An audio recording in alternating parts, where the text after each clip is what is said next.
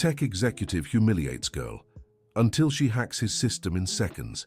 Richard Maxwell Thompson looked disdainfully at the project scattered through the halls of the tech fair at Lincoln Academy in New York City. As a billionaire entrepreneur and owner of TechForge, one of the largest software companies in the country, he had been invited as the head judge of the event. That's when his eyes landed on booth number 15, where a blonde teenage girl with long, straight hair, wearing a simple grey t-shirt, was timidly explaining her project to a small group.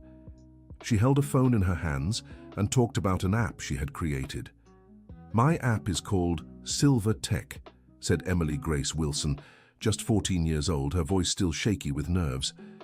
"It helps elderly people use their phones more easily, with big buttons and audio explanations." Richard Maxwell stepped closer, adjusting his expensive Italian silk tie. His flawless black suit contrasted with the simple setting of the public school. The businessman had a commanding presence, standing at 6'1" with broad shoulders that exuded authority. "Interesting," he said, his tone already dripping with sarcasm. "And how did a child your age learn to code?" Emily swallowed hard. She knew who this man was. Everyone at the event did. Richard Maxwell Thompson was a legend in the American tech world, having built an empire from nothing. I learned by watching videos at the public library in my neighborhood, sir, and also by practicing on the school computer whenever I had extra time." The answer made Richard Maxwell burst into loud laughter, drawing the attention of everyone nearby. Students, teachers, and other judges began to gather around. "Free library videos?" he repeated, still chuckling. "My dear girl, do you really think you can compete in the tech industry with YouTube knowledge?" Emily felt her cheeks burn with shame. She lowered her eyes, gripping her phone tighter. "I know I still have a lot to learn, sir," she murmured, "but my grandma struggles with technology, and I thought other seniors might have the same problem." "Your grandma?" Richard Maxwell laughed again, even louder this time. "You made an app because your grandma can't use a phone? What a groundbreaking solution. Dear listener, if you're enjoying the story, don't forget to like and subscribe to the channel. It really helps us newcomers out. Now back to the story. The businessman snatched the phone from Emily's hands without asking. She tried to protest, but he was already swiping through the screen, examining the app with a look of contempt. "Take a look," he said, holding the phone up for everyone to see.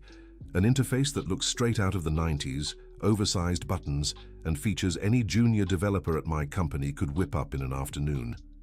An uncomfortable murmur spread through the crowd. Some students started taking pictures and recording videos of the scene. Emily felt tears welling up, but she tried to stay strong. "You're right," she said, her voice cracking. "I know it's not perfect, but I just wanted to help." "Help?" Richard Maxwell cut in, shaking his head in disbelief. "Kid, the tech world isn't about good intentions. It's about results. And this," he waved the phone in the air, "isn't a result. It's a child's hobby." The school principal, Principal Roberts, stepped forward to intervene. "Mr. Thompson, perhaps we could offer Emily some constructive feedback." "Constructive feedback?" Richard Maxwell turned to the principal impatiently. "The only constructive advice I can give is for her to stop wasting time on this and focus on basic studies. Leave technology to those who truly understand it." Emily Grace Wilson could no longer hold back her tears. They began streaming down her face as she tried to retrieve her phone from the businessman's hands. "Please give me back my phone," she pleaded, her voice trembling. Richard Maxwell Thompson handed the device back but wasn't finished. "Do you know what's wrong with you young people today?" he continued, now addressing the entire crowd that had gathered. "You think technology is a game. You believe watching a few videos online is enough to become developers. I spent 15 years of my life studying, specializing, building connections in the industry, and I come here only to find a child who thinks she can compete with me because she made an app for her grandmother?" The silence was unbearable. Emily Grace looked around and saw everyone staring at her with pity. It was the exact opposite of what she had dreamed of when she decided to join the fair. "I'm sorry," she whispered, clutching the phone to her chest. "I'm sorry for wasting your time." Before anyone could say another word, Emily Grace ran through the school hallways, leaving behind her presentation, her dreams, and her dignity. Richard Maxwell turned to the others with a satisfied smile. Well, does anyone here have a project actually worth seeing? But the mood had shifted completely. The other students glared at him with a mix of fear and anger. Teachers whispered among themselves, clearly uncomfortable with what they had just witnessed. Margaret Henderson, Richard Maxwell's personal secretary for over 10 years, watched from a distance. At 58, she had seen her boss in many tough situations, but she had never seen him humiliate a child like that. Her own granddaughter was the same age as Emily Grace, and she couldn't imagine how she'd feel if someone did that to the girl. Meanwhile, Emily Grace ran through the school halls until she found an empty restroom where she could cry in peace. She looked at herself in the mirror and saw a pathetic girl with red eyes and a tear-streaked face. "He's right," she told her reflection. "Who do I think I am, believing I could do anything important?" She remembered the months she had spent developing that app, staying up late after finishing homework and helping her mother with chores. She recalled how thrilled she had been when her grandmother, Grandma Dorothy, used the app for the first time. "Emmy, you're a genius," her grandmother had said, eyes shining with pride. "Now I can talk to you whenever I want." But maybe Grandma Dorothy was just being kind. Maybe the app really was terrible, just as Richard Maxwell had declared in front of everyone. Emily Grace picked up her phone and opened the app she had created. The interface was simple, with large buttons and contrasting colors. She had researched accessibility for seniors and tried to implement everything she learned, but apparently it hadn't been enough, hadn't. She was about to delete the app when she remembered something her grandmother always told her. "Emmy, one person's opinion doesn't define who you are, even if that person is important." Emily Grace took a deep breath and put her phone away. Maybe she wasn't a real programmer, as Richard Maxwell had made clear, but at least her grandmother had benefited from her work, and maybe that was enough for now. Outside the restroom, several students had already posted videos of the humiliation on social media. In just a few hours, the scene would be seen by thousands of people, but Emily Grace Wilson still didn't know that. Richard Maxwell Thompson finished evaluating the other projects at the fair with the same disdain he had shown toward Emily Grace.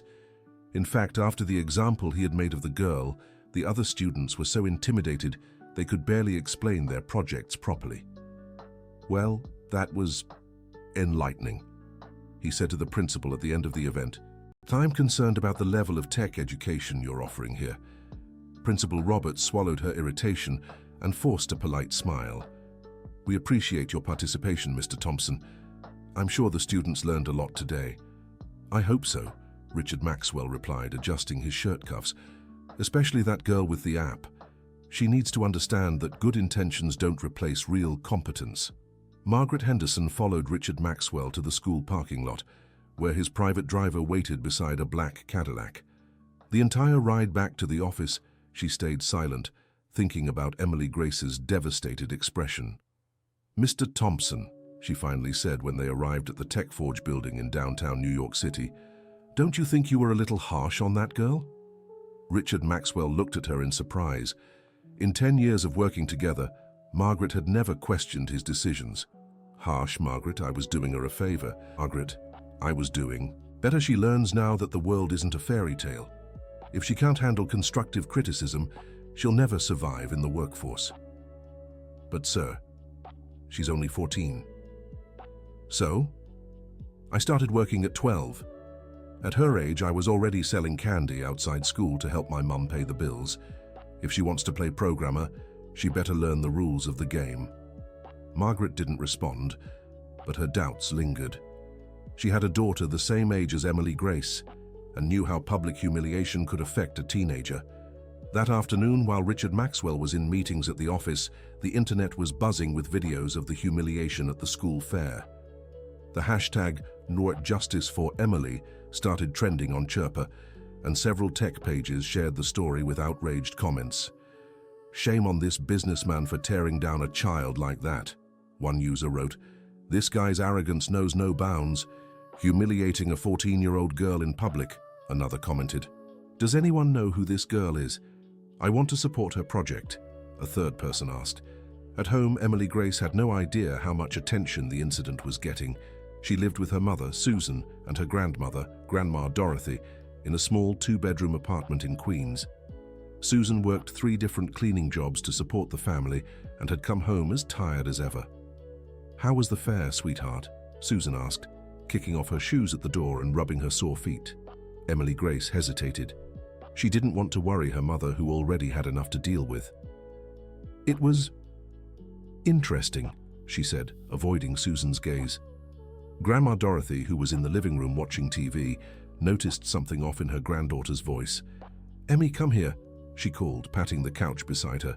"Tell Grandma what happened."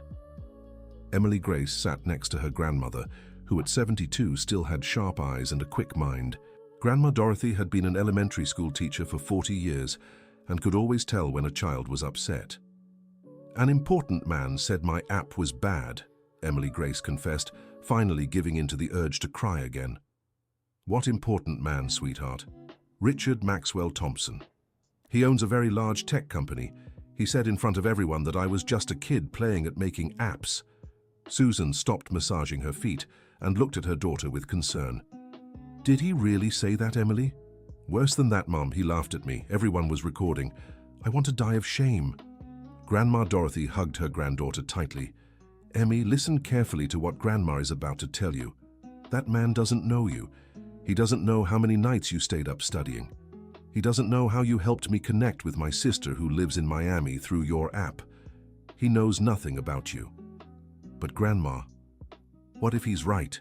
What if I really don't know how to do anything right?" "My dear," said Grandma Dorothy, cupping Emily Grace's face in her hands, "do you think I'd lie to you? Your app made me happier than anything else in the last few years. For the first time in decades, I could video chat with loved ones without feeling lost." Susan moved closer and sat on the other side of her daughter. "Emily, your grandmother is right. And you know what? I'm going to tell you a story I've never shared before." Emily Grace looked at her mother with curiosity. "When you were little, I worked cleaning offices downtown. One day, I was cleaning a meeting room and left an important folder of documents on the table. The next day, the company's boss called me into his office." Susan paused as if reliving the painful memory. "He humiliated me in front of the entire cleaning staff, said I was careless, that people like me weren't cut out for jobs requiring responsibility. He fired me on the spot, without even giving me a chance to explain that I'd just found out I was pregnant with you and wasn't feeling well." Emily Grace's eyes widened. She'd never heard this story. "What did you do, Mom?" I cried. "A lot. I thought maybe he was right, that I really wasn't good for anything. But then I looked at my belly and thought, this child will need a strong mother, a mother who doesn't give up." Susan stroked her daughter's hair. "I got another job the next day, and another one the week after, and today, 14 years later, I support this family with dignity. That man was wrong about me, Emily, and that Richard Maxwell is wrong about you." Dear listener, if you're enjoying the story, take a moment to like and especially subscribe to the channel. It helps us a lot as we're just starting out. Now, continuing. Grandma Dorothy nodded vigorously. "And you know what, Emmy? I recognize that name, Richard Maxwell Thompson. I saw a news story about him on TV a few months back. He came from a poor family just like ours. He should understand the struggles you're facing better. Maybe he forgot where he came from, Grandma." "It's possible, my dear. Success sometimes makes people forget their humanity, but that doesn't mean you have to accept being disrespected." Emily Grace stayed silent for a few minutes, thinking about her mother's and grandmother's words. Slowly, determination began to grow inside her. "Do you know what the worst part was?" she finally said. "What, sweetheart?" asked Susan. "He didn't even test the app properly, just glanced at it for a few seconds and decided it was bad. But I know it works well. I tested it hundreds of times with Grandma." Grandma Dorothy smiled. "Exactly, and I can vouch for that. Before your app, I was even afraid to touch a phone. Now I do video calls, send messages, take pictures, all thanks to what you made." Emily Grace stood up and went to get her laptop, an old model Susan had bought used a few months earlier. "You know what? I'm going to improve the app. I'll prove that man wrong." "But how, my dear?" asked Susan. worried that her daughter might be putting herself in an impossible situation. "I don't know yet, Mom, but I'll find a way." Emily Grace Wilson opened her laptop and began working on the app's code. She had spent the last few months learning programming languages through free online courses, using the slow internet at the neighborhood public library. As she worked, Grandma Dorothy got up to make tea for everyone. In the kitchen, she thought of something she hadn't told her granddaughter. Years ago, she had met a young man named Michael Wilson who worked with computers. He was very smart and kind, but had gone through an unfair situation at work. Grandma Dorothy had never told Emily that Michael was, in fact, her father.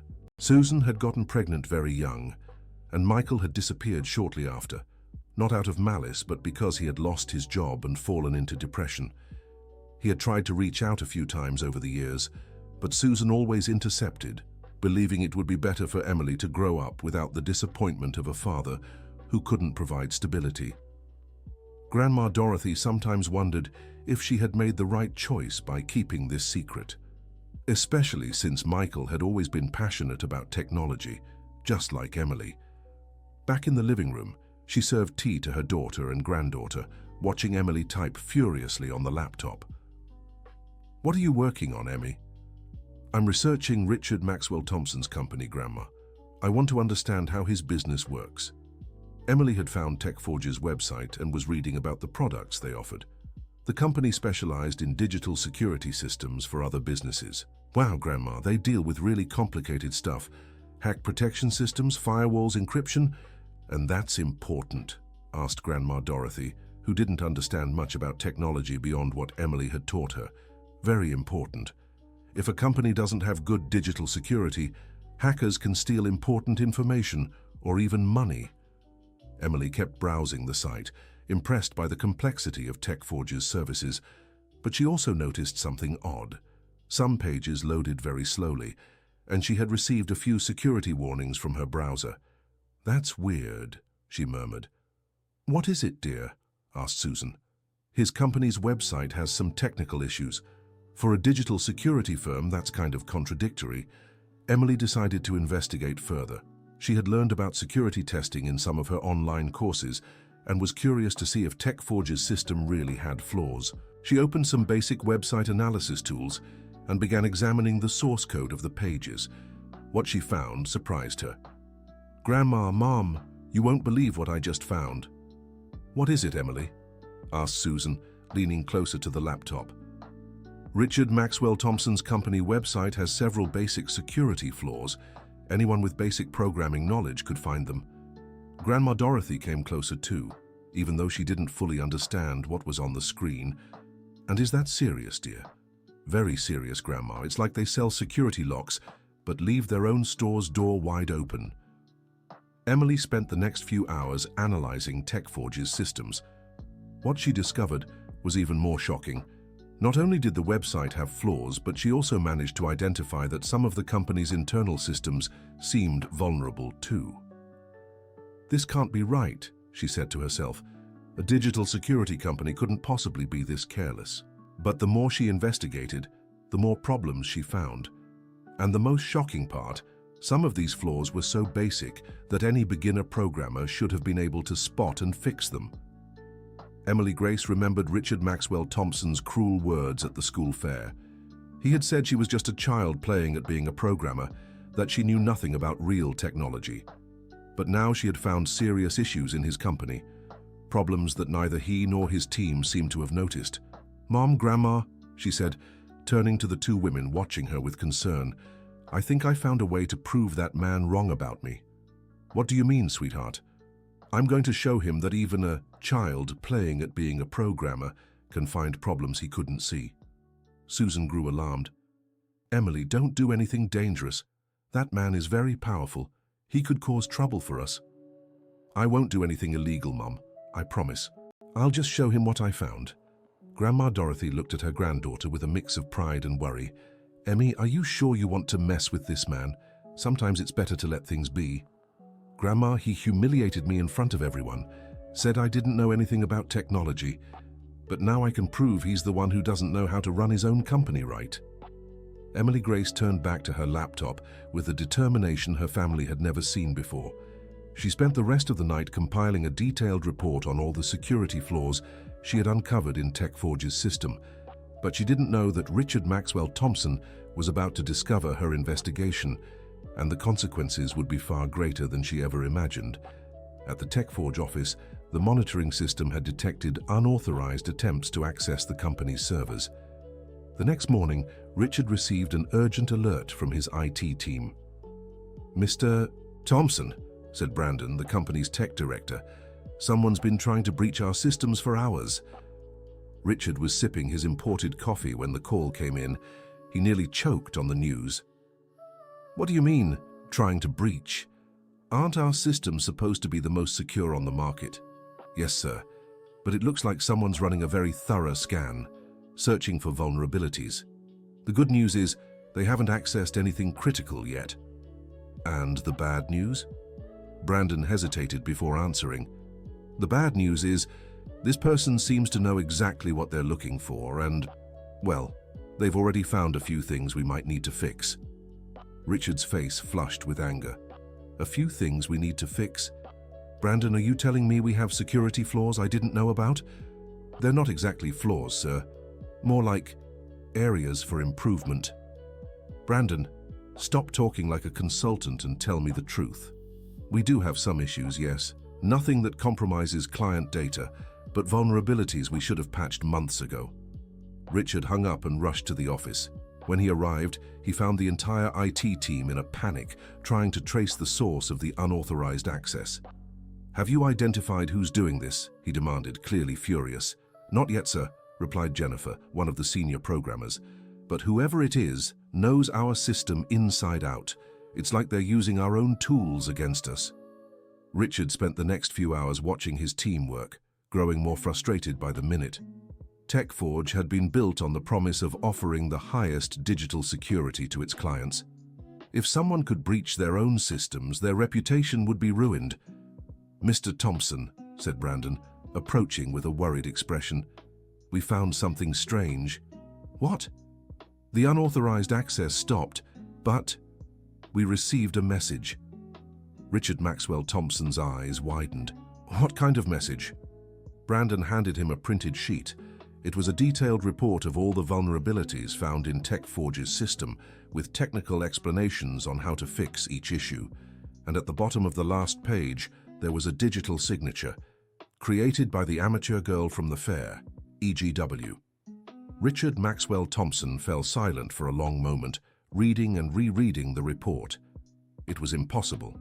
The girl he had humiliated at the school fair had found flaws his own team of experts had missed.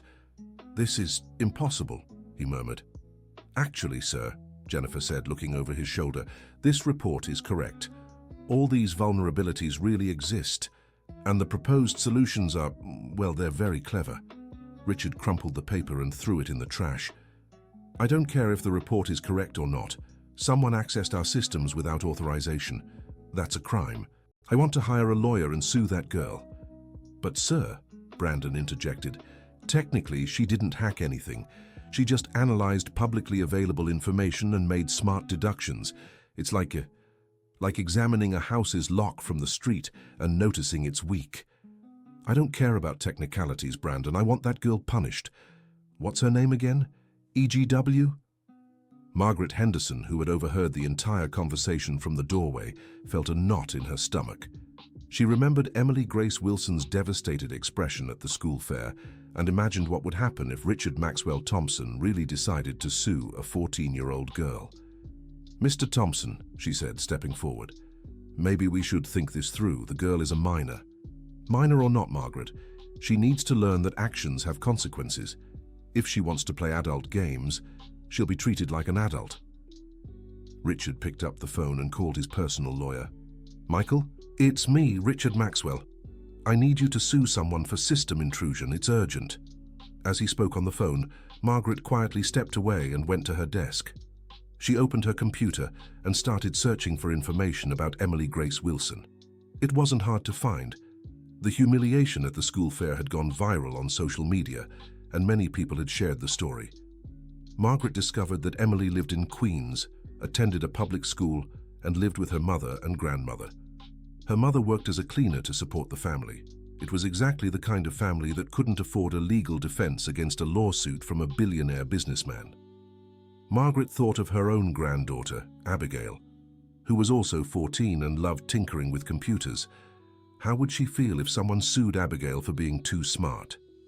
She looked around the office and saw Richard still yelling into the phone at his lawyer. Her conscience wouldn't let her rest if she didn't do something. Margaret opened her personal phone and typed a message to a number she had found in the school records. Mrs. Susan, my name is Margaret Henderson. I work at TechForge. I need to speak with you urgently about your daughter, Emily Grace. It's important. Meanwhile, Emily Grace was at home, relieved she had finally found a way to show her skills to Richard Maxwell Thompson. She had spent all night working on the report, making sure every detail was accurate and every suggestion was valid. Done, she said to her mother and grandmother, who were having breakfast. I sent everything to his company. Now he'll see that I really understand technology. Susan and Grandma Dorothy exchanged worried glances. My dear, Susan said, are you sure this won't cause trouble for us? What trouble, Mom? I just showed him some improvements the company could make. If he's smart, he'll thank me. Grandma Dorothy shook her head. Emmy, powerful men don't always like being corrected, especially by people they consider beneath them. But Grandma, I only did what any competent programmer would do. I analyzed the system and identified issues. Just then, Susan's phone rang. It was a message from an unknown number. She read Margaret's message and turned pale. Emmy, she said, her voice trembling, I think you may have gotten yourself into serious trouble. Dear listener, if you're enjoying the story, don't forget to like and especially subscribe to the channel. It helps us a lot as we're just starting out. Now, continuing. Susan showed the message to Emily Grace, who looked confused. Who is this Margaret Henderson, Mom? I don't know, sweetheart, but if she works for that man's company and is warning us about something, it must be important. Grandma Dorothy stepped closer to read the message. Reply to her, Susan. Let's find out what's going on. Susan typed a response. Thank you for reaching out. We can talk now, I'm worried. Margaret's reply came within minutes. Your boss wants to sue your daughter for system hacking. I'm trying to help. Can I call you? Emily Grace felt her blood run cold. Sue me? Mom? I didn't hack anything. I only analyzed publicly available information. Sweetheart, this man is very powerful. He can do whatever he wants to us. Susan called Margaret, who answered immediately. Hello, Mrs. Susan. Thank you for answering. I'm calling to warn you that my boss, Richard Maxwell Thompson, is furious about what your daughter did. But what did she do wrong? Susan asked, her voice desperate. In my opinion, nothing. She just pointed out real issues in our systems. But my boss sees it as hacking. He's hiring lawyers to sue Emily Grace. Emily Grace took the phone from her mother. Mrs. Henderson, it's Emily Grace. I can explain exactly what I did. It wasn't illegal. I believe you, dear. But my boss isn't interested in explanations. He wants to make an example of you. An example? Emily Grace couldn't believe what she was hearing. Emily, you humiliated him publicly by showing that a 14-year-old girl found problems our team of experts missed. It bruised his ego. Grandma Dorothy took the phone from her granddaughter. Margaret, it's Emily's grandmother. What do you think we should do? Honestly, ma'am, you need to prepare. Richard Maxwell has money and influence. He can make your lives hell if he wants. But we don't have money for lawyers, Grandma Dorothy said, her voice breaking. I know, and that's exactly why I'm calling. I can't stop my boss from doing what he wants, but I can help you prepare. Susan spoke into the phone again. What do you mean, prepare? You need legal help. I know some lawyers who take pro bono cases, no charge. I can share their contacts. Margaret, Susan said, tears in her eyes. Why are you helping us? You don't even know us. Margaret was silent for a moment before answering. Because I have a granddaughter Emily's age, and because what my boss did to her at the school fair was unfair. A child shouldn't be treated that way. Emily Grace spoke again. Mrs. Henderson, I truly didn't do anything wrong. I can prove it. I believe in you, Emily. But in the world of adults, sometimes it doesn't matter who's right or wrong. What matters is who has more power. After they hung up the phone, the family sat in silence in the living room, each lost in their own thoughts. Emily Grace Wilson felt guilty for putting her family in such a difficult situation. Susan was desperate, wondering how they'd afford a lawyer. And Grandma Dorothy was furious at a system that allowed powerful men to crush innocent people. "Mom, Grandma," Emily finally said, "maybe I should apologize to him. Explain that I never meant to cause trouble." "No," Grandma Dorothy exclaimed with a firmness that startled her granddaughter. "You will not humiliate yourself for that man. You did nothing wrong." "But Grandma, if he sues us, we don't have the money to defend ourselves." "Then we'll find a way, sweetheart, but you will not kneel before someone who treated you like trash." Susan agreed with her mother. "Emily, your grandmother's right. That man needs to learn he can't treat people the way he treated you." That afternoon, they received a visit from attorney David Hughes, one of the lawyers Margaret Henderson had recommended. He was a man in his 50s, with graying hair and a kind expression, who worked for an organization providing free legal aid to low-income families. "So," he said after hearing the whole story, "let me make sure I understand." Emily analyzed public information, found real problems in the company's system, created a technical report with valid solutions, and now she's being threatened with a lawsuit. "That's right," Susan confirmed. Attorney David shook his head. "This is pure intimidation. Legally, Emily did nothing wrong, but you're right to be concerned. Richard Maxwell Thompson has the resources to drag this out for years, even knowing he's in the wrong." "What can we do?" Grandma Dorothy asked. "Well, first, don't be intimidated. Second, we prepare our defense. Emily, do you still have all the evidence showing how you obtained this information?" "Yes, sir. I can show every step I took. Everything was done legally." "Good, we'll need that. And there's something else," Attorney David said, smiling for the first time. "This case could be very interesting from a media perspective. A billionaire businessman suing a 14-year-old girl for being too smart? That won't look good for him." Emily hadn't thought of that. Maybe their situation wasn't as hopeless as it seemed. "Sir, what do you mean?" "I mean, sometimes the best defense is a good offense. If this man wants attention for his case, we'll give him exactly what he wants." Attorney David explained his strategy. They would make the entire case public, showing how Emily had been humiliated and was now being targeted for demonstrating technical competence.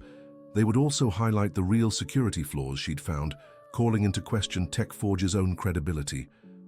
"But won't that make him even angrier?" Susan asked, worried. "Maybe. But it'll also make him think twice before pursuing this lawsuit. Men like Richard Maxwell Thompson care deeply about their public image." Meanwhile, at TechForge's office, Richard Maxwell was discovering that his plan to sue Emily wouldn't be as simple as he'd imagined. "Mr. Thompson," his lawyer Robert Stevens said during a meeting, "I need to be honest with you. This case will be hard to win." "What do you mean, hard to win? The girl hacked our systems." "Actually, no. She analyzed public information and made smart deductions. It's like if she looked at your house from the street and figured out you left the window open. It's not a crime to look at a house from the street." Richard Maxwell Thompson slammed his fist on the table. "Michael, you're being paid to find a way to sue this girl, not to tell me it's impossible. Mr. Thompson, I can try to sue her, but I must warn you, this could backfire. The girl is a minor, comes from a poor family, and was publicly humiliated by you at the school fair. From a public opinion standpoint, you'll come across as a bully." Richard didn't care about public opinion. He wanted Emily Grace Wilson to pay for daring to embarrass him. "File the lawsuit, Michael. Let me worry about the rest." But not even Richard was prepared for what would happen in the coming weeks. Emily's story was about to take on a scale no one had imagined, and the consequences would change the lives of everyone involved forever. However, before the lawsuit was officially filed, something unexpected happened. Brandon, the IT director at TechForge, urgently requested a meeting with Richard. "Mr. Thompson," he said, clearly nervous, "we've discovered something about the vulnerabilities the girl found." "What did you find?" "We already knew about some of them. In fact, our team identified these issues 3 months ago." Richard turned pale. "And why weren't they fixed?" Brandon swallowed hard. Because you said it wasn't a priority. You said we'd spend too much money fixing problems no one would likely ever discover. The room fell silent. Richard vaguely remembered the conversation, but had dismissed it as unimportant technical details at the time. "Oh, you're telling me we knew about these issues and ignored them to save money?" "Yes, sir." Richard realized he was in a far worse situation than he'd thought. If Emily had uncovered problems they already knew about and chose not to fix, it proved she truly understood technology. Worse, it proved TechForge had been negligent with its own system security. "Brandon, how many people know about this?" "The entire IT team, sir. We have email records and internal reports documenting these vulnerabilities." Richard understood that suing Emily could expose his own company's negligence.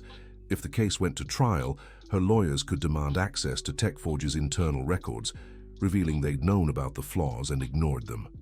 "Drop the lawsuit," he told Michael. "Sir, you heard me? Drop the case against the girl." Michael looked relieved. "I think that's the wisest decision, Mr. Thompson." But Richard hadn't dropped the lawsuit out of kindness, or because he recognized he was wrong. He'd cancelled it because he realized it could hurt him even more. And that made him even angrier at Emily. Meanwhile, Emily had no idea the lawsuit had been dropped. Attorney David Hughes had reached out to journalists, and the story was gaining traction in the media. "Billionaire businessman threatens to sue 14-year-old girl for tech skills," read one headline. "Teen from poor family finds flaws security company missed," read another. Videos of the humiliation at the school fair were republished alongside the articles, and public opinion was clearly on Emily's side. Susan came home from work to find Emily and Grandma Dorothy watching the news on TV. "Sweetheart, what's going on?" "Mom, our story is on TV," Emily said, both excited and nervous. On screen, a reporter explained the case while showing footage of the school fair and TechForge's building.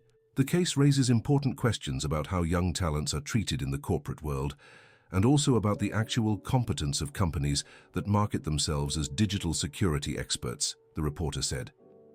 Susan sat on the couch, still processing everything that was happening.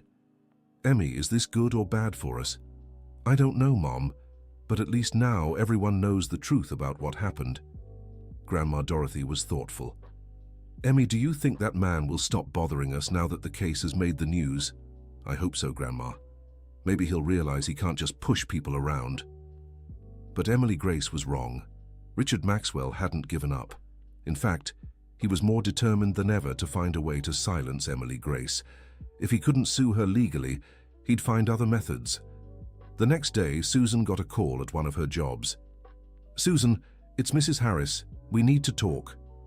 Mrs. Harris owned the office where Susan worked as a cleaner 3 times a week. It was a job Susan valued deeply. It paid well and the environment was respectful. "Go ahead, Mrs. Harris." "Susan, I got a strange call today. Someone asking about you and your family. About your daughter." Susan felt a chill in her stomach.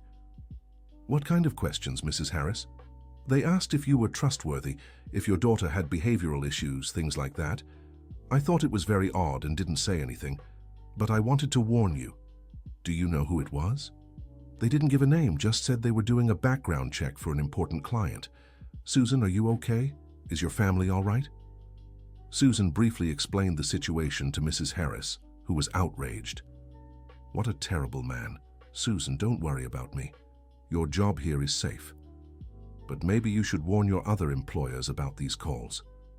Susan called the other 2 places where she worked and found that both had received similar calls. One of them, Dr. Williams, had answered the questions before realizing something was wrong. "Susan, I'm so sorry," he said, clearly regretful. "I thought it might be related to some benefit for you. I mentioned your work schedule and how dedicated you are. I hope I didn't cause any trouble." "Don't worry, Dr. Williams, you didn't know." But Susan was deeply concerned. It was obvious Richard Maxwell was investigating her family, likely looking for ways to pressure or intimidate them. When she got home and told Emily Grace and Grandma Dorothy, they were all alarmed. "Mom, he can't do this," Emily Grace protested. "Oh yes, he can, sweetheart. Men with money do whatever they want." Grandma Dorothy was visibly shaken. "Susan, this man will try to hurt us in other ways. Maybe we should move, leave New York City. To where, Mom? With what money? And why? So he wins? Emily Grace stood up and paced the room. No, we're not running. If he wants a fight, I'll give him one. Emmy, don't talk like that, Susan said, frightened. You're just a girl. He's a powerful man. Mom, I may be a girl, but I know things he doesn't.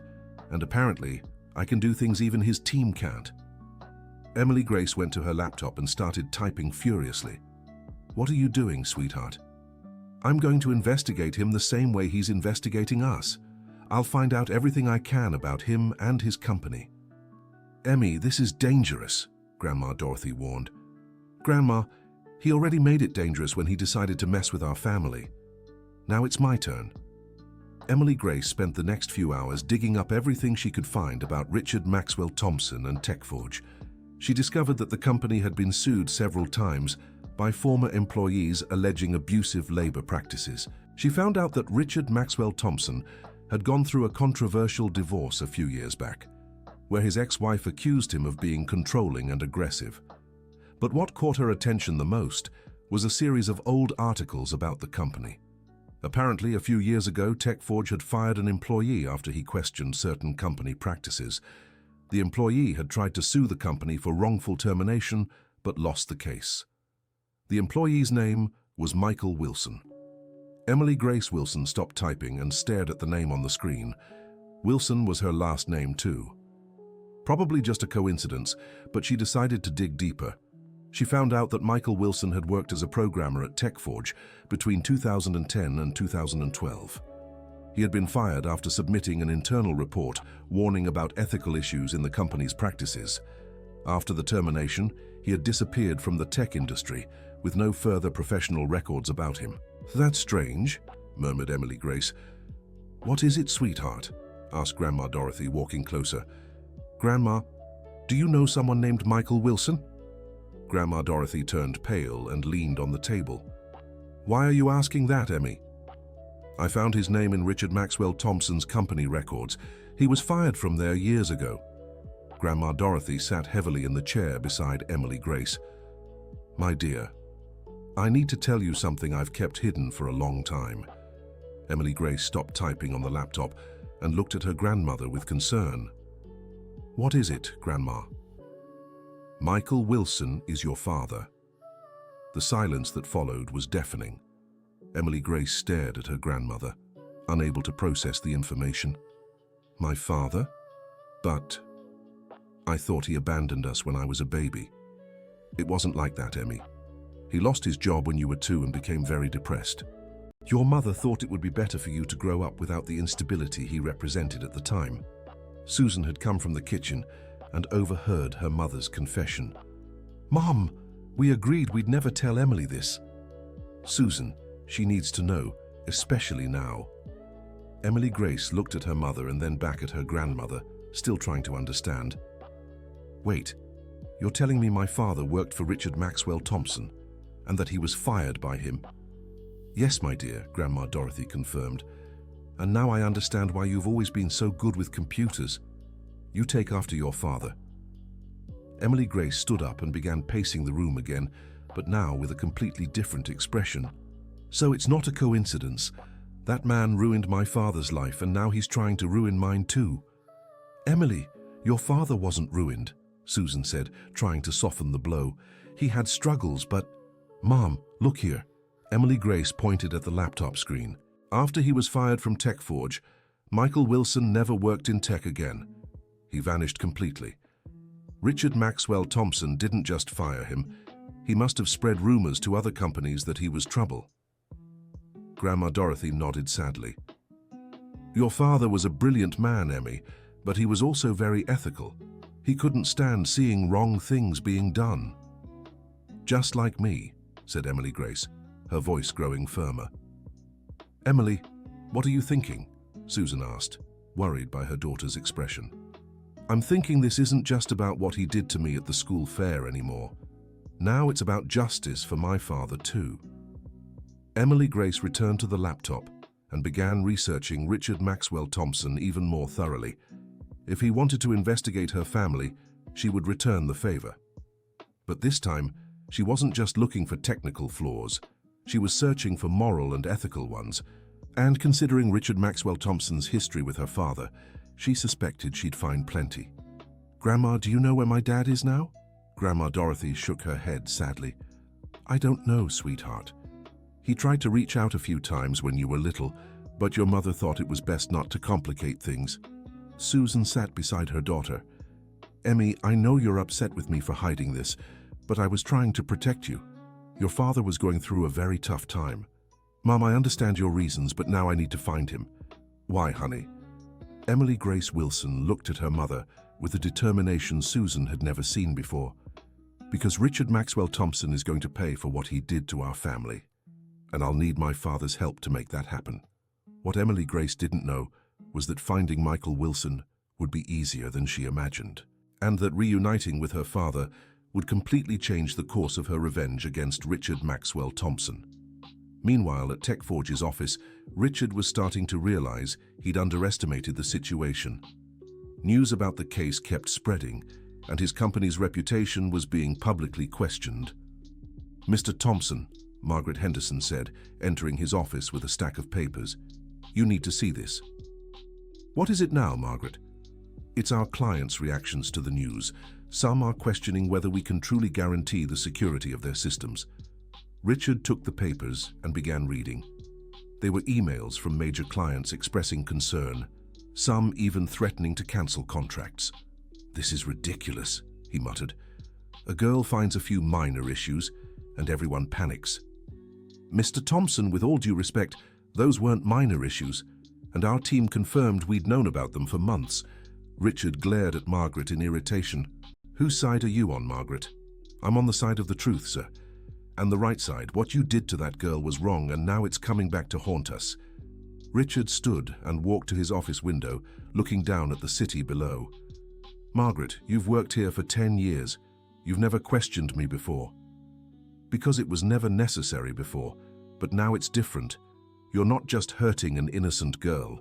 You're hurting the entire company." Richard turned to her angrily. "The company will be fine. This will blow over." "Will it?" "Because we have a board meeting tomorrow, and the investors want answers." For the first time since this all began, Richard felt a chill in his gut. TechForge's investors didn't play games. If they lost faith in him, they could remove him from the presidency of the very company he'd built. "Margaret, schedule a meeting with our PR team. We need to contain the damage." "Already done, sir. They suggested you issue a public apology to the girl." "Never."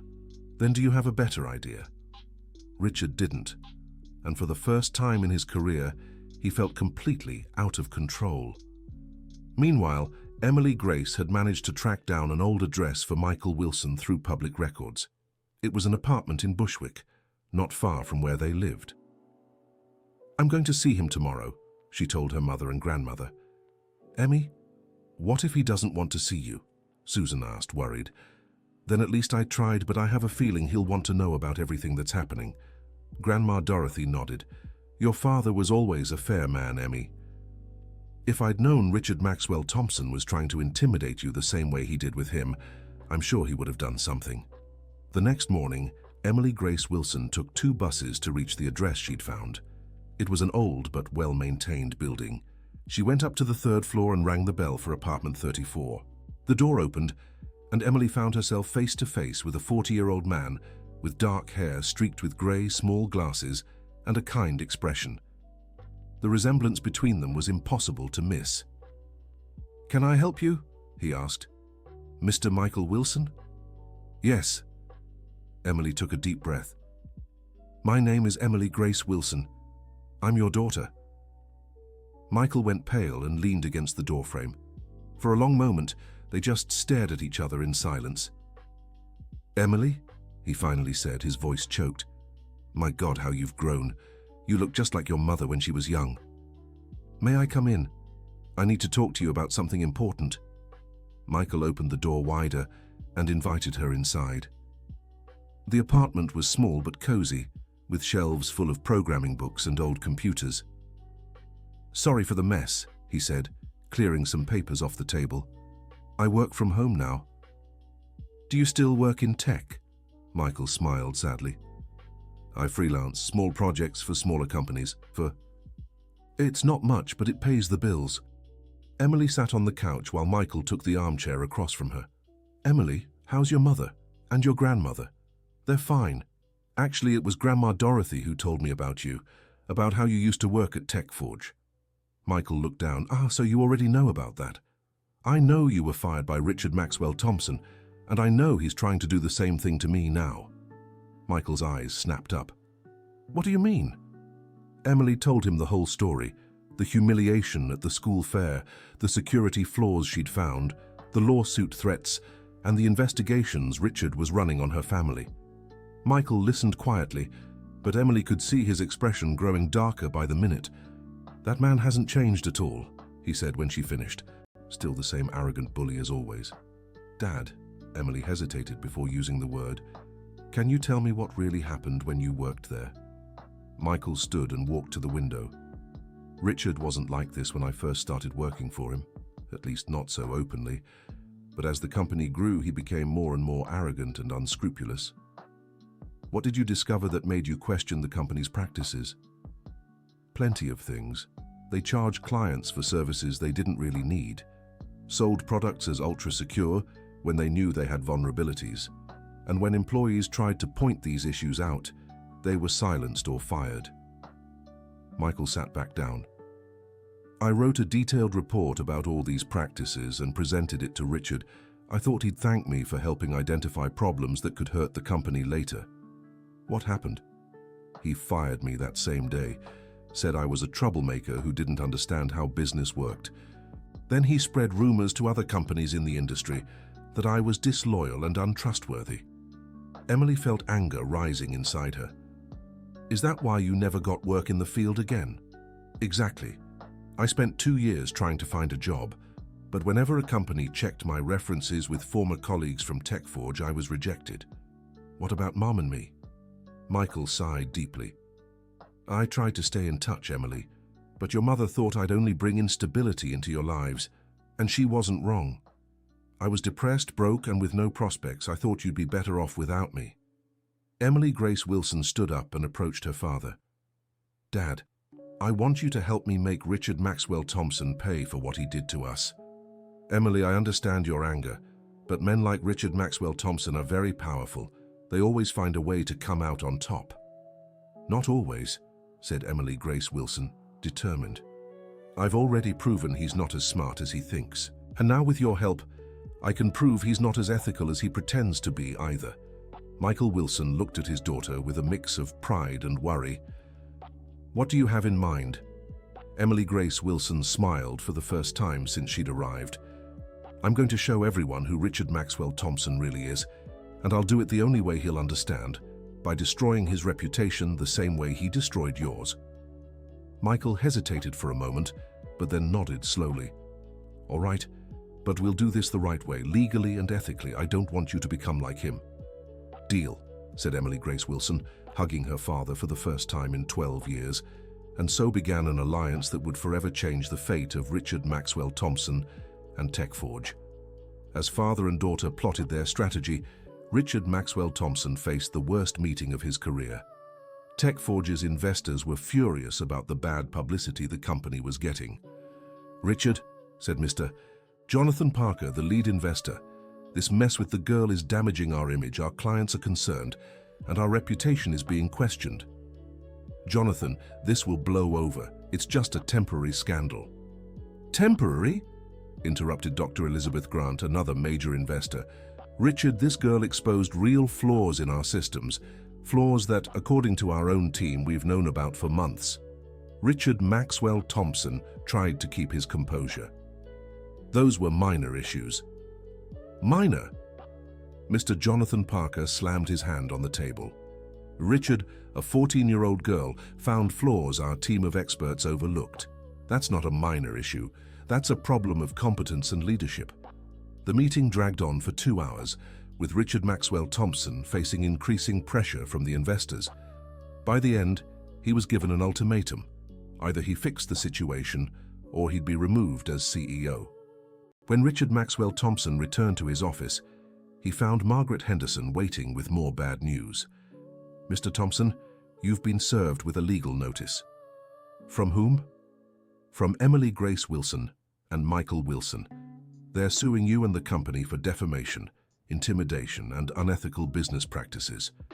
Richard Maxwell Thompson read the document and turned red with anger. "How did they get evidence of unethical practices?" "Sir, the lawsuit cites several former employees willing to testify. Apparently, Michael Wilson kept in touch with many people who worked here over the years. Richard Maxwell Thompson realized he'd completely underestimated the situation. Emily Grace Wilson wasn't just a smart girl. With her father's help, she'd become a real threat to him and his company. Margaret, call my lawyer now." "I already did, sir. He said he'll need a lot of time to review all the claims in the lawsuit. Apparently, the documents submitted are very detailed and well supported." For the first time in his life, Richard Maxwell Thompson felt truly threatened. And the worst part, the threat came from a 14-year-old girl he'd tried to humiliate. But the story was only beginning. Emily Grace Wilson and Michael Wilson had many more revelations in store, and Richard Maxwell Thompson was about to learn that his past actions would finally come back to haunt him.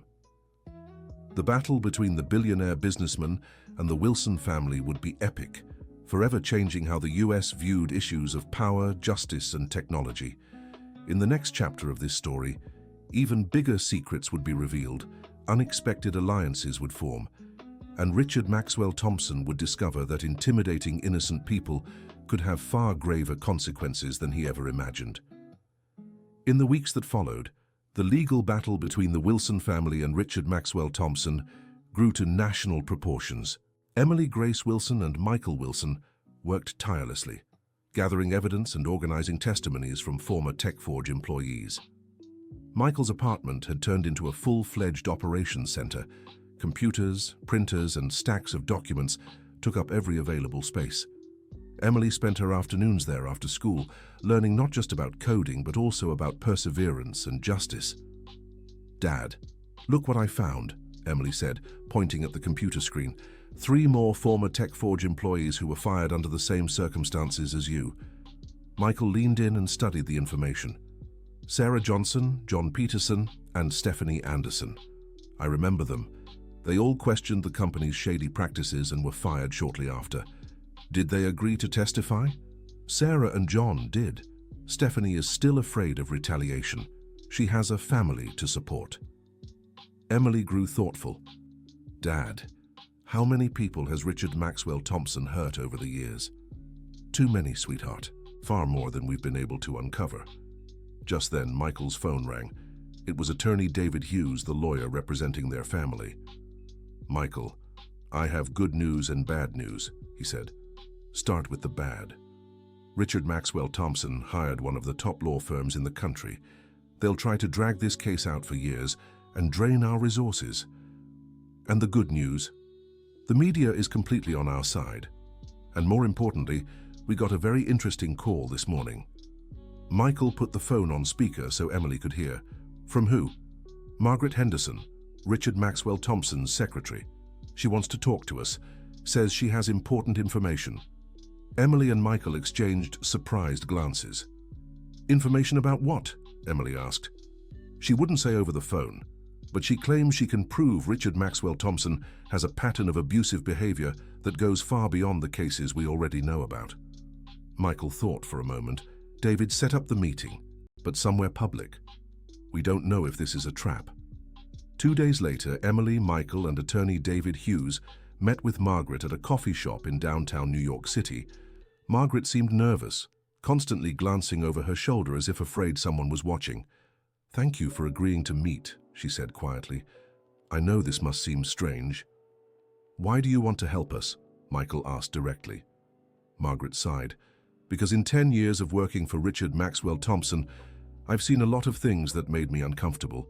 But what he did to Emily at the school fair was the last straw." She looked at Emily with maternal warmth. "I have a granddaughter your age, dear. When I saw those videos, I imagined how I'd feel if someone treated my Abigail that way." "What kind of information do you have?" attorney David Hughes asked. Margaret opened a folder she'd brought. copies of internal emails, meeting recordings, HR reports, documents that show a pattern of workplace harassment, wrongful terminations, and unethical practices that have been going on for years. Emily's eyes widened. You kept all this? As his personal secretary, I had access to almost everything, and I never felt right about what I saw. I thought one day this information might be useful to protect someone. Michael examined some of the documents. Margaret, do you realize that if you help us, you'll probably lose your job? I already have, actually. Richard fired me yesterday. He said I was becoming disloyal to the company. Attorney David leaned forward. What do you mean, becoming disloyal? He found out I called Susan to warn her about the lawsuit threats. He also noticed I wasn't agreeing with everything he did anymore. Margaret paused to take a sip of coffee before continuing. The truth is, over these 10 years, Richard has gotten worse and worse. More arrogant, crueler to employees. Power went to his head. Do you know other employees who could testify? Asked Emily Grace. I know plenty. Some still work at the company and are afraid to speak up. Others have left and would be willing to share their experiences. Attorney David was clearly excited about the possibilities. Margaret, if even half of this checks out, we have a very strong case, not just against Richard personally, but against the company's practices as a whole. As they talked in the cafe, Richard was in his office trying to handle a crisis that kept getting worse. 3 major clients had cancelled contracts in the last 48 hours, and his PR team was struggling to contain the damage. Mr. Thompson, said Brandon, entering the room with a grim expression, we have an even bigger problem. What now? Emily Grace Wilson started a blog. She's documenting the whole legal process, but she's also explaining the security flaws she found in our systems. Richard opened the blog on his computer and turned pale at the content. Emily Grace had created a detailed tutorial explaining how anyone could identify vulnerabilities in security systems, using TechForge as an example.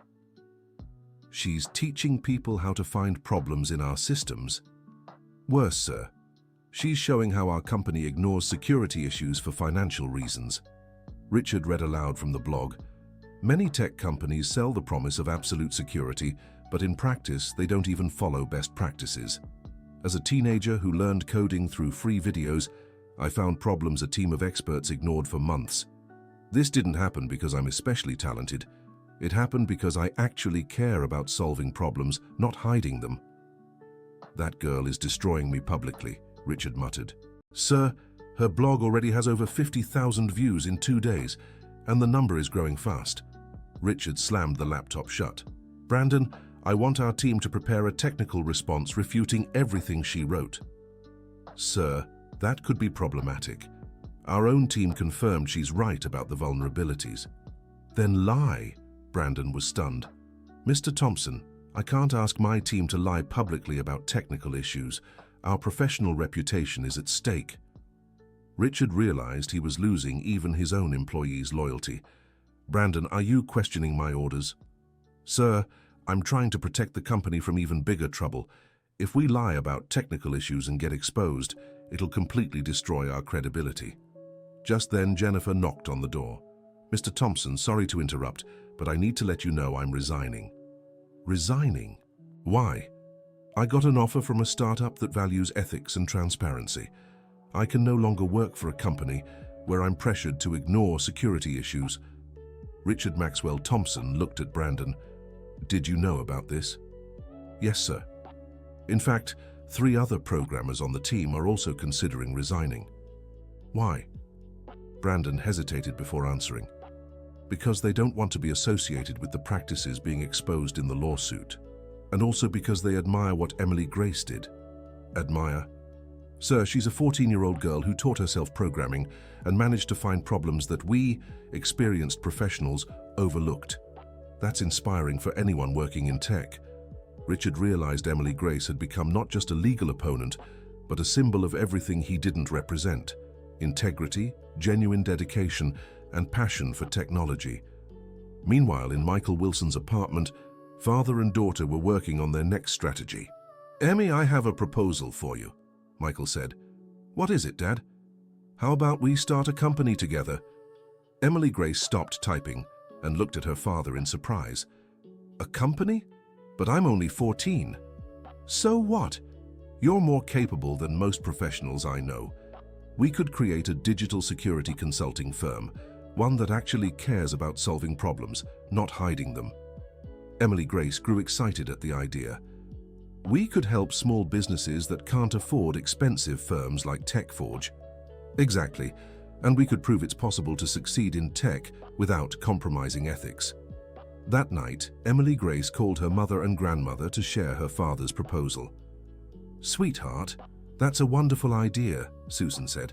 "But are you sure you want to dive deeper into this field, after everything that's happened?" "Mom, what happened only showed me how much I love technology, and it also proved there's room for people who do things the right way." Grandma Dorothy, listening in, smiled proudly. "Emmy, your grandmother only has one question. What will the company be called?" Emily Grace thought for a moment. "How about Wilson and Daughter Ethical Solutions?" "Perfect," Michael said over the speakerphone. In the following weeks, as the lawsuit against Richard Maxwell Thompson progressed, Emily Grace and Michael began laying the groundwork for their new company. They built a simple website, developed free projects for non-profits, and started building a reputation based on competence and integrity. The contrast with TechForge was obvious to anyone comparing the two. While Richard struggled to retain clients amid misconduct scandals, Emily Grace and Michael gained new clients through referrals and quality work. "Dad, we got 3 more job offers this week," Emily Grace said excitedly, "and all came from recommendations by previous clients." "That's what you call building a solid reputation." She looked at her father with admiration. "Dad, can I ask you something?" "Of course, sweetheart. Do you regret challenging Richard Maxwell Thompson all those years ago? If you hadn't, you'd still be at TechForge earning well." Michael stopped working and looked at her seriously. "Emmy, do you want me to be completely honest?" "I do. For a long time, I did regret it. I thought I'd been naive, that I should have stayed quiet and just done my job, especially when I think about how it affected you and your mum." Emily Grace stayed silent, waiting for him to continue. "But now, seeing the principled, courageous person you've become, I know I made the right decision. Because even though I lost a job, I gained my own self-respect, and apparently I passed those values on to you. Dad, did you know I was going to inherit this ethical stubbornness?" Michael laughed. "Honestly, I hoped you'd take after your mother more and be more practical. Sorry, Dad, I think I got the problematic side of the family." "Problematic? Emily, people like us are needed in the world, because someone has to question when things are wrong." Just then the phone rang. It was Attorney David with news about the case. "Michael, Emily, you both need to sit down. I have important updates." "Good or bad?" asked Emily Grace. "Depends on your perspective. Richard Maxwell has made a settlement offer." Michael and Emily Grace exchanged glances. "What kind of offer?" asked Michael. "He's offering a significant sum of money for you to drop the lawsuit and sign a confidentiality agreement." "How much?" asked Emily Grace, curious. $2 million. The silence that followed was absolute. $2 million was more money than the Wilson family could dream of earning in a lifetime. "Attorney David," Michael finally said, "what's your recommendation? Legally, it's a generous offer. You could secure financial stability for the whole family. Emily could pay for an excellent college. Susan could stop working as a cleaner." "But," asked Emily Grace, sensing there was more. "But you'd have to commit to never speaking publicly about Richard Maxwell or TechForge again, and all the evidence we've gathered would have to be destroyed." Emily Grace grew thoughtful. "That means other people he's hurt would never get justice, right?" "Exactly. And it also means the company's unethical practices would continue." Michael looked at his daughter. "Emily, this decision is yours too. What do you think?" Emily Grace thought about her mother working 3 jobs to support the family. She thought about her grandmother, who deserved to spend her final years in more comfort. She thought of herself and how $2 million could completely change her future. But she also thought of all the people Richard Maxwell had hurt over the years. She thought of the employees who were unfairly fired. She thought of the clients who were deceived. "Attorney David, can I have some time to decide?" "Of course." Richard Maxwell gave us until Friday. After Attorney David hung up, father and daughter sat in silence for a long time. "Dad, what would you do?" "Emily, I've already had my chance to choose between money and principles. Now it's your turn." "But what about the family? Mom, Grandma? They deserve a better life." Michael moved closer to his daughter and placed a hand on her shoulder. "My dear, your mother and grandmother will be proud of you no matter what decision you make. They know you're a good person." "Dad, can I confess something?" "Of course." "Part of me wants to take the money. I'm tired of fighting, tired of being pursued, tired of seeing our family go through this." "That's normal, Emily. Fighting for what's right is exhausting." Emily Grace looked out the window of Michael's apartment, watching the city move below. "But there's another part of me that knows if I take this money, I'll regret it for the rest of my life." "Why?" "Because I'll know I let a bad man keep hurting innocent people, and I'll know I sold myself out." Michael smiled proudly. "And which part is stronger?" Emily Grace turned to her father with renewed determination. "The part that doesn't sell out, Dad. The part I got from you." "Then you already know your decision." "I do, but I want to talk to Mum and Grandma first. They deserve to be part of this choice." That night, Emily Grace went home and told Susan and Grandma Dorothy about the settlement offer. The two women listened in silence, each lost in their own thoughts. $2 million, murmured Susan. "Emmy, do you understand what this means? You could study at any university. I could stop working so much." "I know, Mom. Believe me, I know." Grandma Dorothy, who had stayed quiet throughout the conversation, finally spoke. "Emmy, can I tell you a story?" "Of course, Grandma." "When I was a teacher many years ago, I had a very special student. He was brilliant, but came from a very poor family. One day the principal called me and said a wealthy family was offering money to the school if I gave their son better grades. He was struggling. Emily Grace Wilson moved closer to her grandmother, intrigued by the story. "What did you do?" "I was tempted, dear. The school needed the money, and that amount would solve so many problems. But then I thought, if I accept this, what kind of teacher would I be? And what kind of example would I set for my students? And then I refused the money. The principal was furious with me, but I slept peacefully that night. And you know what happened?" "What?" "That poor boy I mentioned got a scholarship because his grades were truly excellent. He became a doctor and now saves lives. If I had inflated the rich boy's grades, maybe the poor one would never have stood out." Grandma Dorothy held her granddaughter's hands. "Emmy, money comes and goes, but who you are as a person stays with you forever." Susan agreed with her mother. "Emmy, your grandmother is right.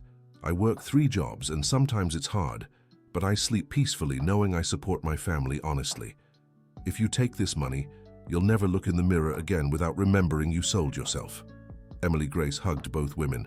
"Thank you for helping me be sure of my decision." On Friday, Emily Grace called attorney David Hughes. "Doctor, can you call Richard Maxwell Thompson and tell him we refuse the offer?" "Emmy, are you sure?" "I am, and you can tell him one more thing." "What?" "That this isn't about money. It's about doing the right thing." When Richard Maxwell Thompson received the response, he couldn't believe it. "What do you mean they refused?" he shouted at his lawyer. "Richard, they don't want the money, they want justice. Everyone has a price, Robert. Offer $3 million. "Richard, I don't think it's about the amount. This family has principles." For the first time in his life, Richard Maxwell Thompson encountered people who couldn't be bought, and that left him more desperate than ever. In the following weeks, the legal battle intensified. Emily Grace continued working with her father at their new company, which was growing quickly. She also kept publishing on her blog, which had become a reference for ethics in technology. But Richard Maxwell Thompson hadn't given up. If he couldn't buy the Wilson family's silence, he'd try to destroy them another way. He hired private investigators to dig deeper into Susan, Michael Wilson, and Emily Grace's lives. He spread rumors in the tech industry to damage the new company's reputation. He even tried pressuring Emily Grace's school to expel her for inappropriate behavior. But every tactic backfired. Each intimidation attempt only brought more public sympathy for the Wilson family and more outrage against Richard Maxwell Thompson. "Mr. Thompson," said his new lawyer, the previous one had quit, "your intimidation attempts are being documented by the defense. This is hurting our case even more." "Then tell me what to do," shouted Richard Maxwell Thompson, clearly desperate. "Honestly, I think you should consider a public apology and try for a settlement that doesn't involve silencing the family. I will never apologize to a child, then get ready to lose everything, because that's exactly what's going to happen." Richard Maxwell Thompson was beginning to realize he had completely underestimated Emily Grace Wilson and her family.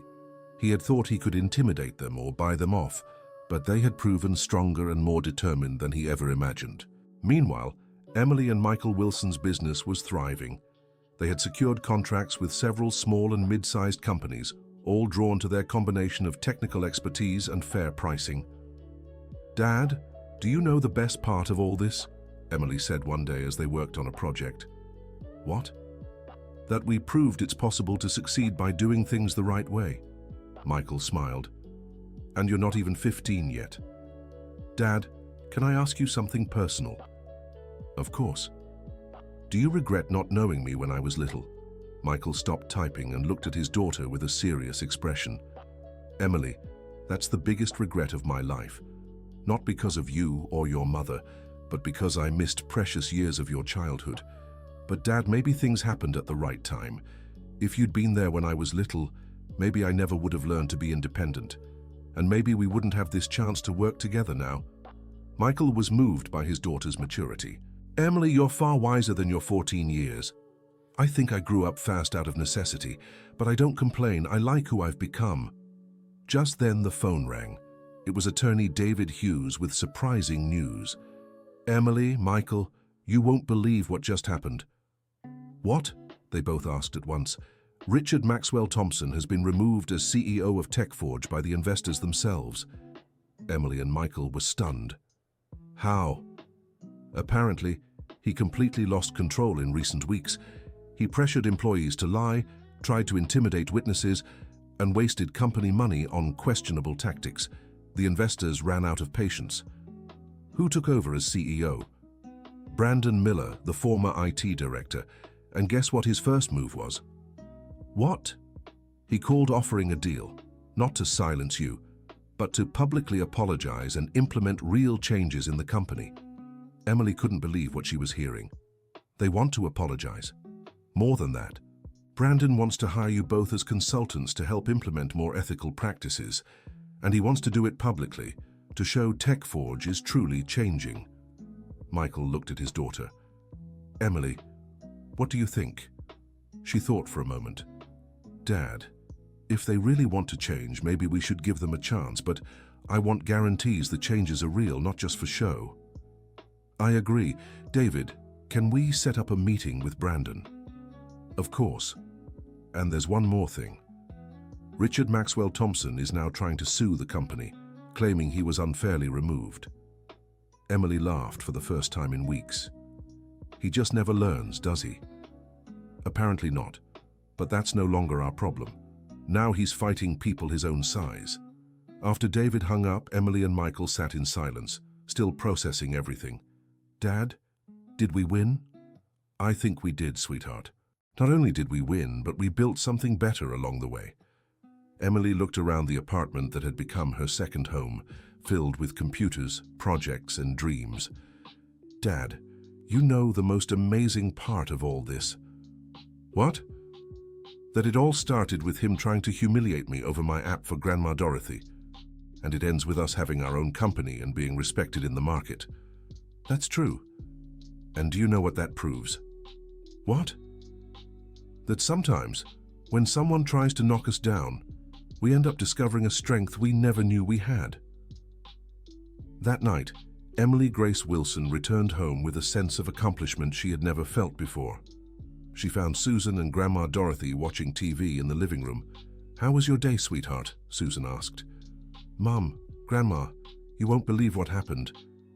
Emily Grace shared the news about Richard Maxwell Thompson's removal and the proposal from TechForge's new leadership. The two women listened with expressions of surprise and pride. "My goodness," Grandma Dorothy said. "So in the end, doing the right thing paid off." "It did, Grandma, in a way none of us could have imagined." Susan hugged her daughter. "Emily, I'm so proud of you. And of your father, too. You both prove that good people can win even against very powerful opponents." "Mom, can I confess something?" "Of course." "There were moments when I thought about giving up, especially when he offered that money. $2 million would have completely changed our lives." Grandma Dorothy shook her head. "Emmy, $2 million would have changed our financial situation, but it wouldn't have changed who we are as people. And in the end, who we are matters far more than what we have. Besides," Susan added, "you've built something worth much more than $2 million. You've built a reputation, a company, a future based on honest work." Emily Grace nodded. "That's true. And do you know the best part of all this?" "What?" Susan and Grandma Dorothy asked in unison. "Finding my father. If none of this had happened, I might never have known him." The three women fell silent for a moment, reflecting on how events had unfolded in unexpected ways.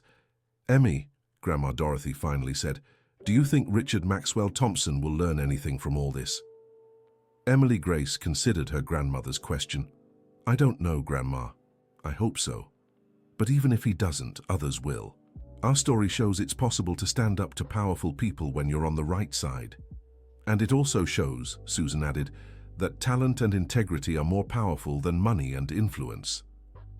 The next morning, Emily Grace woke with a strange feeling. For the first time in months, she wasn't worried about lawsuits, threats, or intimidation. For the first time, she could focus solely on technology, helping people, and building the future.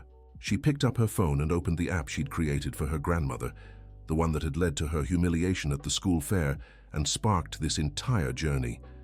The app still worked perfectly. It was simple, efficient, and made with love. Just as Richard Maxwell Thompson had said, it wasn't as sophisticated as TechForge's products, but it worked, and it helped real people with real problems. Emily Grace smiled. That simple app had become a symbol of everything she stood for. Technology designed to serve people, not to impress executives or generate excessive profits. She decided it was time to expand the app. With the experience she'd gained over the past months and her father's help, she could make it even more useful for seniors. "Good morning, family," she said, walking into the kitchen where Susan and Grandma Dorothy were having coffee. "Good morning, sweetheart. How are you feeling?" Susan asked. "Different. Really different. Like a huge weight has been lifted off my shoulders." Grandma Dorothy smiled. "That's how it feels when you do the right thing, Emmy. It might be hard at first, but it always brings peace in the end." Emily Grace poured herself some coffee and sat with them. "Grandma, do you still use my app?" "Every day, my dear. And now that I've learned how to use it, I teach others my age. Your friends from the senior group loved it." "Really?" "Really. In fact, they asked if you could make other apps to make daily life easier." Emily Grace got excited. "What kind of things?" "Medication reminders, doctor's appointments, recipes, practical things for older folks." "Grandma, that's a brilliant idea. It could be my next project with Dad." That afternoon, Emily Grace went to Michael's apartment buzzing with new ideas. "Dad, I have a proposal for our company." "What is it?" "What if we specialized in technology for seniors? There's a huge market that big companies ignore." Michael grew interested. "Explain further." "Most tech companies focus on young adults, but seniors need technology too, just adapted to their specific needs." "And do you have specific ideas?" "Tons. Apps for medication reminders, scheduling doctor visits, making video calls easier." Grandma gave me lots of suggestions. Michael smiled. "Emmy, that's brilliant, and it's something big companies like TechForge would never do because they see this market as unprofitable." "Exactly. But for a small company like ours, it could be the edge we need." They spent the rest of the afternoon planning this new product line. Michael was impressed by Emily Grace's ability to spot real needs and think of practical solutions. "Dad, can I ask you something?" "Of course." Have you ever thought that maybe everything that happened was necessary to get us where we are? Michael stopped writing and looked at his daughter. What do you mean? If Richard Maxwell hadn't humiliated me at the fair, I'd never have investigated his company. If I hadn't investigated, I'd never have found out who you were. If I hadn't found out, we'd never have reunited and started our business. Michael grew thoughtful. That's an interesting way to see things. Dad, I'm not saying it was good that he was cruel to me, but maybe it was necessary for better things to happen. Emmy, you have wisdom it took me 40 years to develop. Or maybe I just inherited your knack for finding the bright side in tough situations. That week, Emily, Grace, and Michael met with Brandon, the new CEO of TechForge. The meeting took place at the company's office, but the atmosphere was completely different from the last time Emily Grace had been there. Emmy, Michael, Brandon said, standing to greet them. Thank you for coming. Thanks for having us, Brandon, Emily Grace replied, noticing how the new CEO treated everyone with respect. First, I want to personally apologize for what you went through. Richard Maxwell acted completely unacceptably. Michael nodded. Thank you for the apology, Brandon. But what matters now is whether you're truly committed to change or if this is just damage control. Brandon smiled. Fair question. Let me show you what we've done so far. He pulled up a presentation. First, we fixed all the security vulnerabilities Emmy identified. Second, we implemented an internal process to treat security issues as top priority, no matter the cost. Third, we created an anonymous channel for employees to report unethical practices. Emily Grace was impressed. And this is just the beginning, Brandon continued. We want your help to make even bigger changes. What kind of changes? Michael asked. We want to create a mentorship program for young talent from underserved communities. We want to offer our services at reduced prices for small businesses and non-profit organizations. And we want to make our company an example of how technology can be used for good. Emily Grace and Michael exchanged glances. Brandon, said Emily, this sounds very ambitious. How do we know it's not just marketing? Because we'll do all of this publicly, with complete transparency. And because we want you to be our partners in this process, not just consultants. Brandon paused before continuing. Emily, you've proven that a 14-year-old can teach important lessons to a billion-dollar company. Imagine what you could achieve with the right resources to implement your ideas. Emily was tempted by the offer, but also cautious. Brandon, can I be honest with you? Please. After everything that's happened, I don't easily trust big companies. I'd rather work in our own business, where we have full control over our ethical decisions. I completely understand. But what about a partnership? You keep your company independent, but we work together on specific projects. Michael grew interested. What kind of projects? For example, the mentorship program. You could lead it, using our resources while maintaining your autonomy. Emily considered the proposal. Brandon, I'll be direct. I'll work with you on one condition. What's that? That I can keep speaking publicly about ethics in technology, even when it's critical of the industry as a whole. Brandon smiled. Emily, it would be an honor to have you as our ethical conscience. The meeting ended with a preliminary agreement. Emily and Michael left with a concrete proposal to review, but both were optimistic about the possibilities. Dad, what did you think? Emily asked as they left the TechForge building. I think Brandon is different from Richard Maxwell, but I also think we should be cautious. Agreed. Let's see if their actions match their words. In the following weeks, Emily continued working on developing apps for seniors while observing the changes at TechForge. To her surprise, Brandon kept every promise he'd made in the meeting. Dad, look at this, Emily said, showing an online article to Michael. TechForge launched a scholarship program for low-income students interested in technology.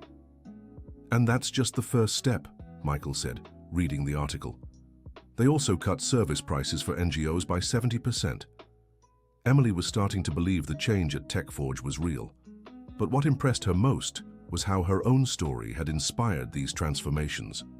Dad, it's strange to think this all started with that man being cruel to me and ended with an entire company changing for the better.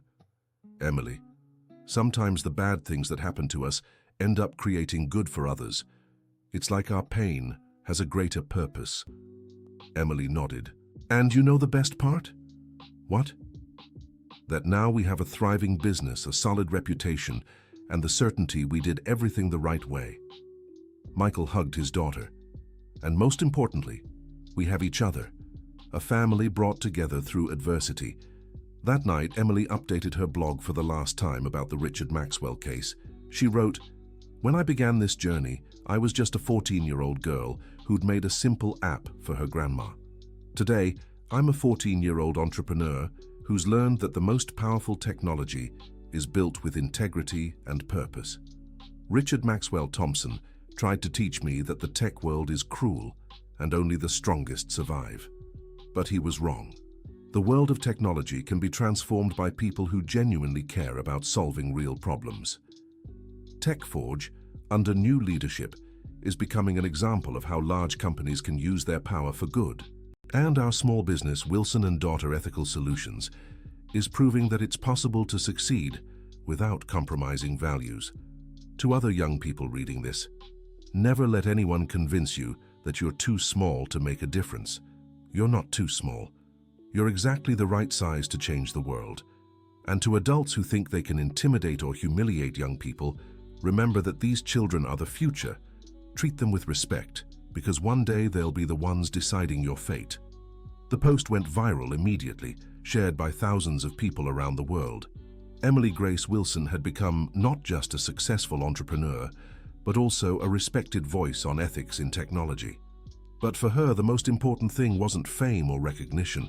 It was knowing she'd found her place in the world, her family, and her purpose. End of story.